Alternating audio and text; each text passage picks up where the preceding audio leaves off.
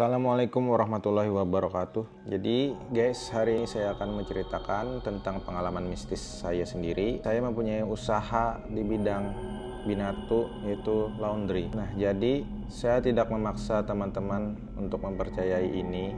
Jadi kalau misalkan menurut pendapat saya pribadi atau pengalaman yang sudah saya dapat, kebetulan saya seorang praktisi hipnoterapi. Jadi pada saat menangani pasien, itu kadang kita mengalami jalan terjal atau kebuntuan. Contohnya seperti pasien yang sudah diberikan terapi atau kita sarankan ke psikiater, tapi tidak mendapatkan hasil dan ternyata itu bukan gangguan dari medis, ternyata gangguannya malah dari metafisik. Nah, jadi saudara sekalian, saya akan menceritakan pengalaman yang baru saja terjadi di tempat usaha saya.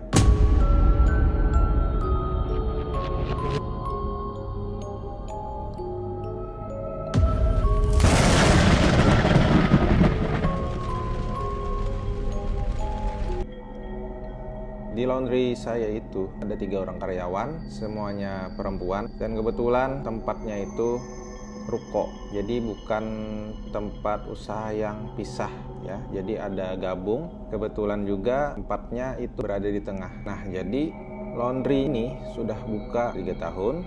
Jadi yang paling lama bertahan itu adalah usaha saya sendiri, yaitu laundry, dan sebelah kanan dan kiri itu kadang-kadang bergantian.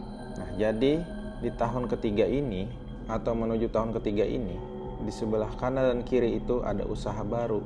Yang sebelah kanan itu usaha mainan dan sebelah kiri itu adalah rental PlayStation atau yang bisa kita kenal rental PS. Jadi biasanya karyawan itu mendapatkan tugas berupa pelaporan setiap sore. Tetapi kali ini saya mendapatkan laporan yang berbeda. Di karyawan itu melaporkan bahwa penyewa ruko sebelah kanan dan kiri itu bilang bahwa di tempat usaha saya itu ada aktivitas pada saat karyawan pulang, lebih tepatnya pada saat jam tengah malam. Tentu ini ada hal yang sangat mengejutkan karena sebelumnya tidak pernah ada kejadian seperti ini dan para karyawan sendiri tidak pernah mengalami kejadian mistis. Jadi laporannya itu adalah ada aktivitas berupa suara dan ada penampakan. Menurut kesaksian dari ruko sebelah atau ruko rental PlayStation itu mengatakan katanya ada bunyi mesin, ada suara air keluar.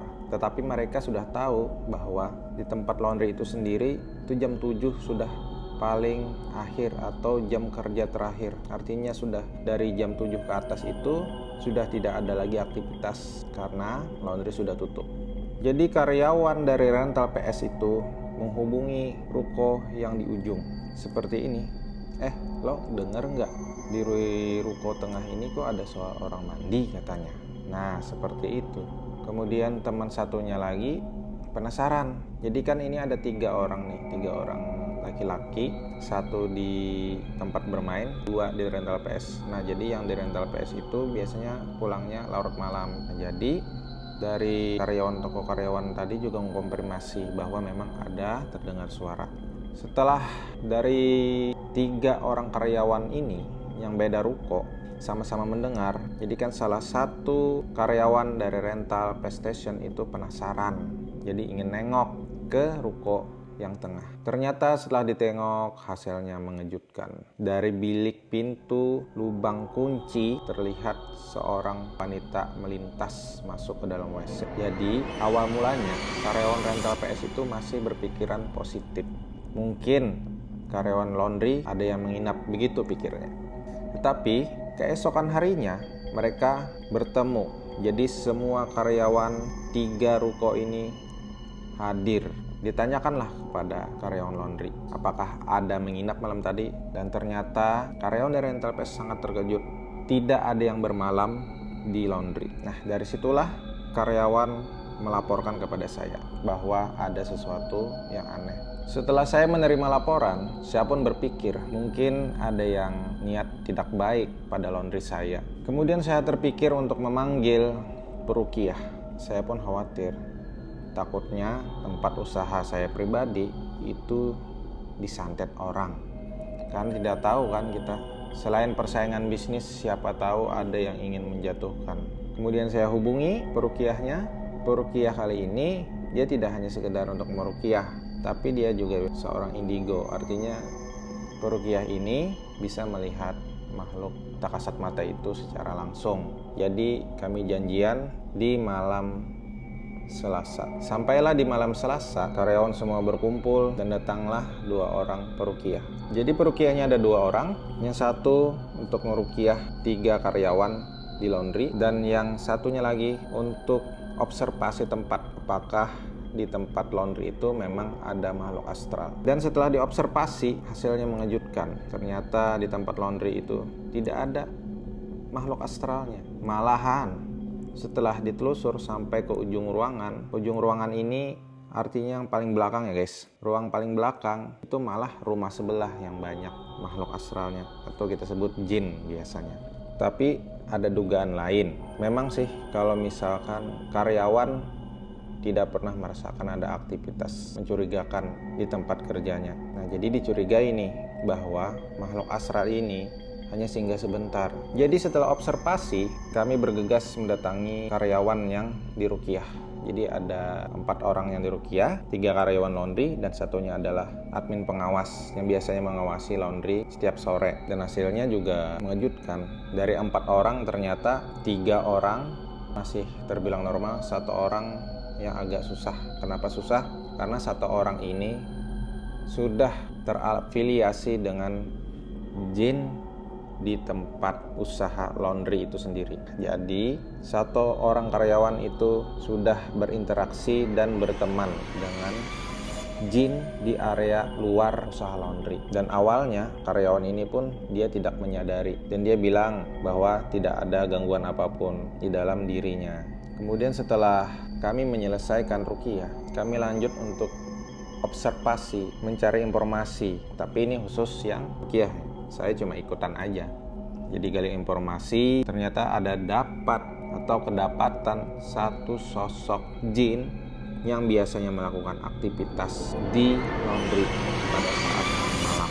Pada saat melakukan mediumisasi, jadi mediumisasi ini kita berusaha berinteraksi dengan makhluk astralnya itu. Saya panggil juga nih karyawan-karyawan di sebelah-sebelah. Jadi menurut karyawan ruko sebelah, makhluk itu tidak hanya mengganggu pada saat tengah malam dalam bentuk suara, tapi juga mengganggu dalam bentuk wujud. Itu baru diceritain. Jadi pada saat karyawan itu main PlayStation, itu di sebelah sofa mereka merasa ada yang menemani. Jadi mereka penasaran. Di sesi mediumisasi ini dia ingin menanyakan apakah itu benar atau memang perasaan mereka saja.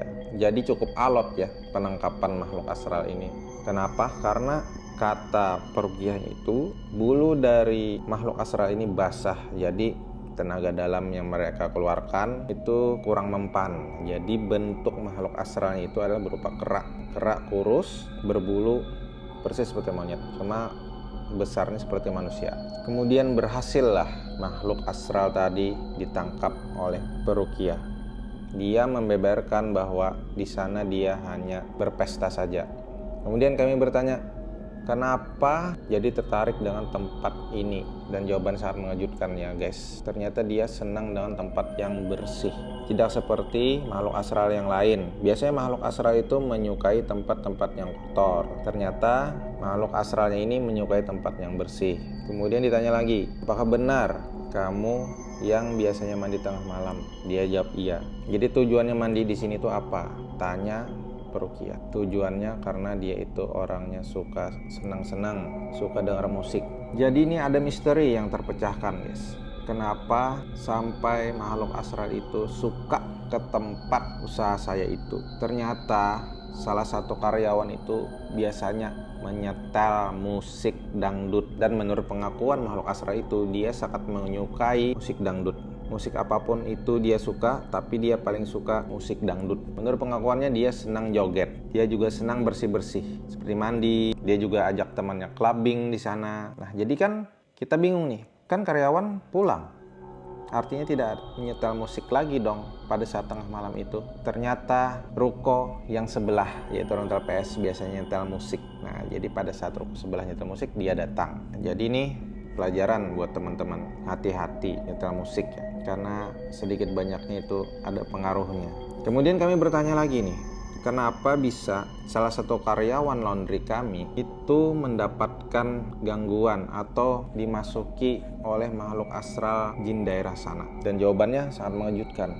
Ternyata karyawan yang tubuhnya dimasuki jin di sana itu suka memberi sesajen, kata dia. Dan menurut pengakuannya, mereka tidak pernah minta sesajen, tapi karyawan laundry itu memberikan sesajen setiap hari. Tapi kami tidak bisa membuktikannya itu benar atau tidak, karena karyawan yang di Ruqyah yang paling susah dikeluarin jinnya itu tadi sudah pulang duluan, karena masuk kerjanya itu jam 8 pagi. Sedangkan mediumisasi atau wawancara makhluk astralnya itu sudah jam 11 lewat.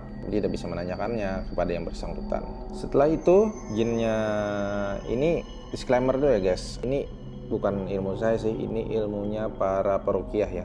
Tapi menurut mereka itu jinnya itu dipenjarakan di bangsa mereka di sebelah sana. Nah, kemudian setelah jin itu dipenjarakan mereka, nah jadi setelah selesai dilakukanlah perisai untuk perlindungan dari makhluk-makhluk astral maupun juga santet-santet. Nah, ini menurut ilmu dari peruqyah. Saya juga kurang paham karena saya bukan peruqyah.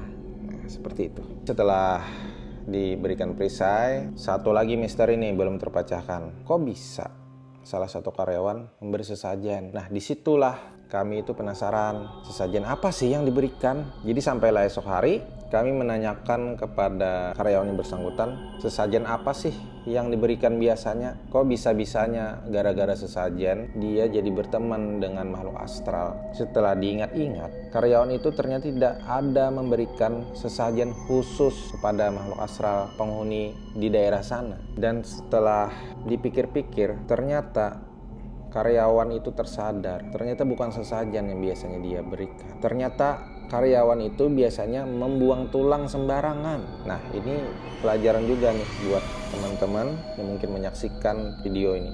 Jadi hati-hati kalau misalkan buang tulang. Karena apa? Karena akibatnya ya seperti ini.